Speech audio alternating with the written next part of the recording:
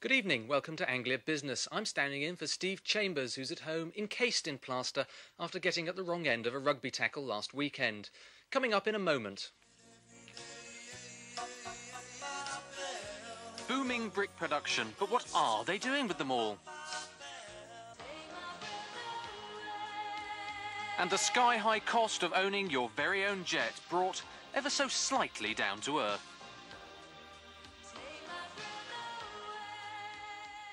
But first, pesticides. Most of the big UK manufacturers are based in the Anglia region, and they say they're in danger of being strangled by red tape. Faced with a 900% rise in pesticide registration fees over the past 5 years, the British Agrochemicals Association has taken its pleas for a relaxation of the rules to the Commons Agriculture Select Committee.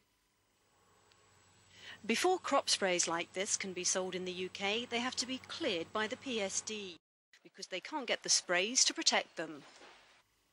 Staying with chemicals, a few years ago it seemed the biotechnology sector could do no wrong. Investors dreamed of fantasy profits from new drugs concocted in the laboratory. But reality has set in and investors are getting far more sceptical.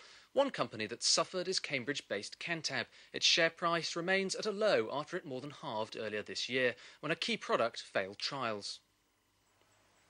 The high-tech world of biotechnology, but as the sector matures, dreams of massive profits from genetic wonder cures have become financial nightmares for some investors. In time, he predicts the biotech industry could become little more than the research and development arm of the major drug companies. Since building activity has declined recently, it would be natural to assume that brick makers would cut production to match, but not a bit of it. In fact, brick output is booming. Certainly, Bedford-based London Brick has been getting all fired up. It recently reopened 2 kilns near Peterborough. Brickmaking is not what you'd call a high-tech industry. It's been done like this here at the Hanson-owned London Brick Kingsdyke Works near Peterborough for a century and a half. Clay scooped from the ground by a machine made in 1926 is pressed by machines designed in the 1930s and then baked for 10 days. Though it's a simple-sounding operation, adjusting output is not so straightforward. It's rather like turning around the supertanker. Once you're geared up and you've got the kilns running, you can't just stop production. So there was an enormous accumulation of stocks during the recession. And of course, prices came right down. Now stocks have actually halved in 2 years, which is good news, obviously. And that trend is accelerating. Or at least it was accelerating until figures released earlier this year showed a 25% drop in construction orders compared to a year earlier. But brick manufacturers are banking on the fact that the drop was a blip.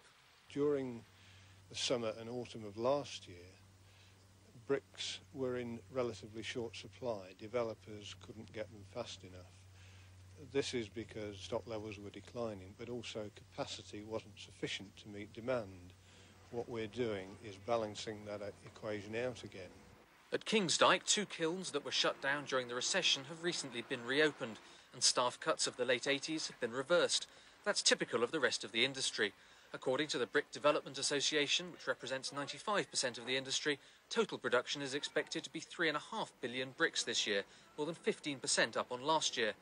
As recession bit in the late 1980s and early 1990s, stock levels rose dramatically. But demand over the last 18 months has whittled those stocks down, and the manufacturers are keen to avoid the situation that arose in the late 1980s when bricks were imported into the UK for the first time ever.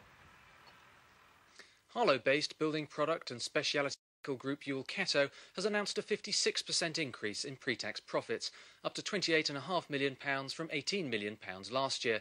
The company had predicted that margins would be squeezed after raw material costs went up, but it succeeded in passing the costs on to customers, maintaining margins and producing results which exceeded market expectations.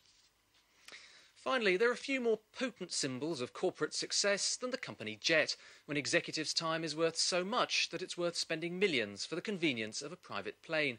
But a new scheme imported from America makes the whole business much more affordable. With fractional ownership, several companies share the costs of having the plane, and the Luton-based company that's introducing it over here promises customers will be airborne whenever they want to be. Waiting around in an airport. When you own your own share of a corporate jet, airports somehow seem much more user-friendly places. Well, that's something for the top of the Christmas wish list, perhaps. That's it for this week. Anglia Business will be airborne again next Sunday.